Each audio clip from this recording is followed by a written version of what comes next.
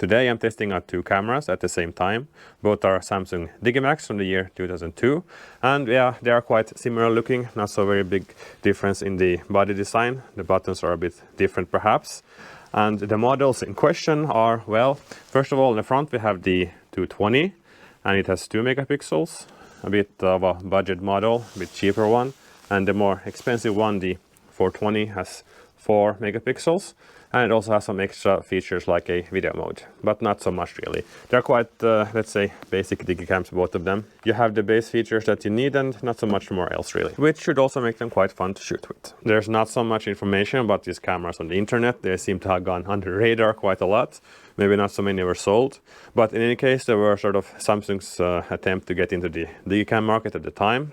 Well, I don't know if it succeeded with these models, but later models, there are quite a lot of later Samsung models, so they at least stayed in market for quite some time, until they started making smartphones, that is. Both of these cameras are broken, but in different ways. They're still usable, fortunately. So this, the 220, the screen is broken. Let's see if I can get it to start. This on button is not very good. Okay, there we go. So it starts just fine, but when you put on the screen, you shouldn't use gloves with these buttons apparently. Oh. It's a bit awkward. There we go, finally the screen came on. It's very, very dark, barely showing up. But the deal with the screen is that half of it is broken, only half of the screen is working.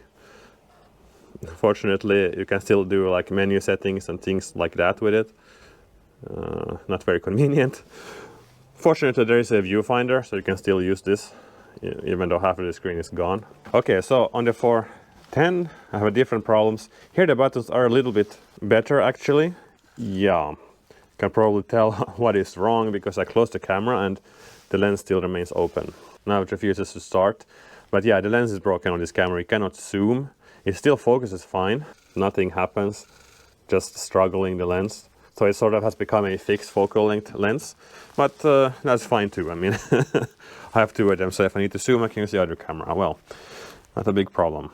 One very nice detail is the top LCD. So you have the most important information there, like what settings you are on and how many pictures you have left and if flash is on and so on and so forth. So you don't have to use the screen, you can just close that and use it as a viewfinder camera basically. So you can sort of pretend that you are shooting 35mm film, but that illusion is quickly broken by the speed of these cameras because they are very slow.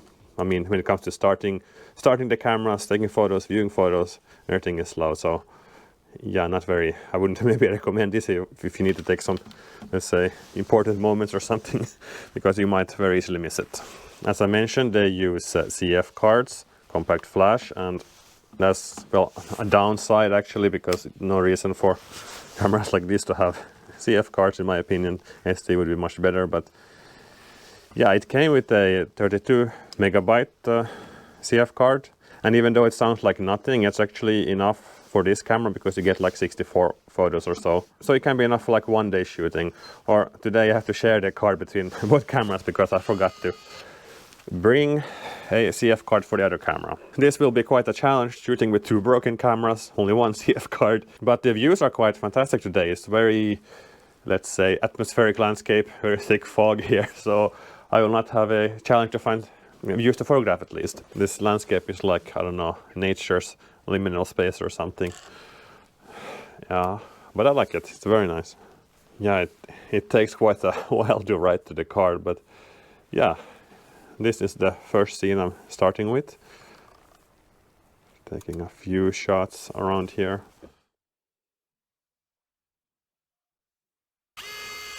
Yeah, it does have a very cheap feeling, this Digicam, the Samsung Digimax 220. But that's part of the fun, I suppose. I mean, I wouldn't, if you're not into vintage Digicams, I would not recommend these cameras at all. It can be quite frustrating to shoot with.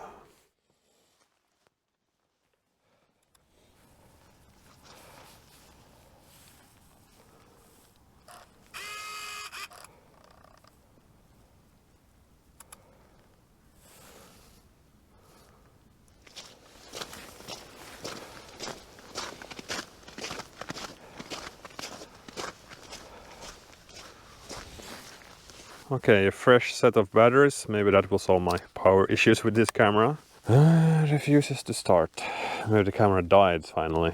Okay, there we go, back at the 220. If I can't get the 410 to work, maybe it will just be a 220 review. Or I do have some photos I took before, some test shots, so I can at least put those up to see what the 410 can do. Well, anyway, let's continue shooting. You know, it's nice to only have one camera to focus on, actually.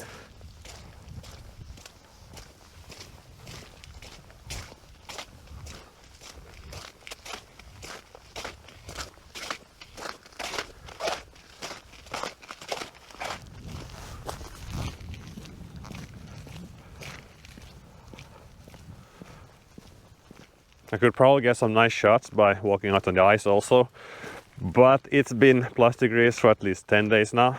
And also it's been raining quite a lot, so I don't trust the ice at all, even though it could be some nice shots. But I can go here on the edge and record a bit. Quite a interesting scene, like looking into the void itself.